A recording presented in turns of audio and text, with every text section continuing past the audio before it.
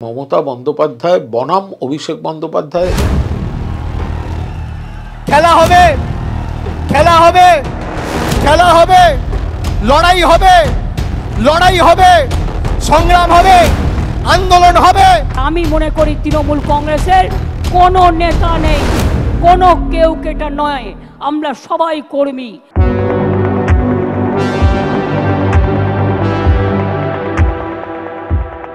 আরও একটা ২১শে জুলাই, আরও একটা জল্পনা।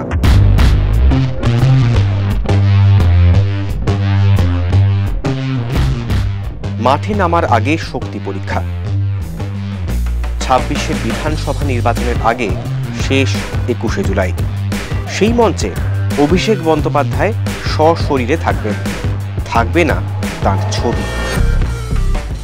মমতা বন্দ্যোপাধ্যায়ের ছবির তুলনায় ছোট। নতুন বছরে তৈরি এরকম ক্যালেন্ডার বাতিল হয়, রাতারাতি বদল হয় নকশা।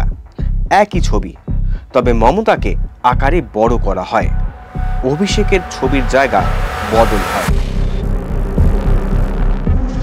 9 ক্যামাক স্ট্রিট নয়, তৃণমূলের ভরকেন্দ্র আসলে অভিষেকের অফিসের মাত্র 3.5 কিলোমিটার দূরে থাকা 30B হরিশ চ্যাটার্জি স্ট্রিট। ছবি রহস্য বুঝি সেদিকেই ইঙ্গিত করে। মমতা বন্দ্যোপাধ্যায় সর্বোচ্চ নেত্রী আর অভিষেক বন্দ্যোপাধ্যায় সেনাপতি। তো এখন এই যে ছবিতে আসলে 1993 সালের 21শে জুলাই ওই আন্দোলনটা হয়েছিল তৎকালীন যুব কংগ্রেস সভানেত্রী মমতা বন্দ্যোপাধ্যায়ের নেতৃত্বে। ফলে যেহেতু সেই আন্দোলনের একটা তারিখে সেই তার বর্ষপূর্তি এবং সেখানে শহীদ তর্পণ, সেই হিসেবেই মমতা বন্দ্যোপাধ্যায়ের ছবিটি রাখা, এবং সেটা অভিষেক বন্দ্যোপাধ্যায়ও নিজে বলেছেন। ফলে এটা নিয়ে কোথাও কোনো ভুল বোঝাবুঝি বা কেন নেই বা এরকম কোনো প্রশ্নেরই কোনো অবকাশ নেই।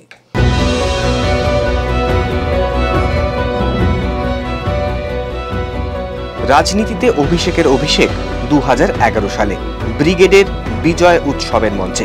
তখন তিনি তৃণমূল যুবার প্রধান। অভিষেক সংসদীয় রাজনীতিতে আসেন আরও বছর 3 পর 2014 সালে। ডায়মন্ড হারবার থেকে জিতে সাংসদ। এরপর তৃণমূল যুব কংগ্রেসের সভাপতি থেকে তৃণমূলের সাংসদ।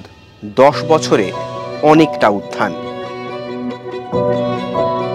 তিনি দলের সেনাপতি হওয়ার পর রাজ্যে তৃণমূল নবজোয়ার যাত্রা করে।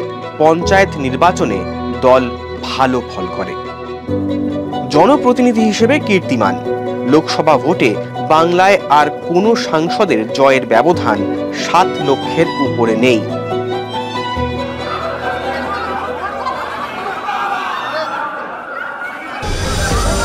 বাংলার দাবি দাওয়া আদায়ে কেন্দ্রের বিরুদ্ধে ধর্ণা। প্রথমে দিল্লির সরকারি দপ্তরে এবং পরে রাজভবনের সামনে অবস্থান।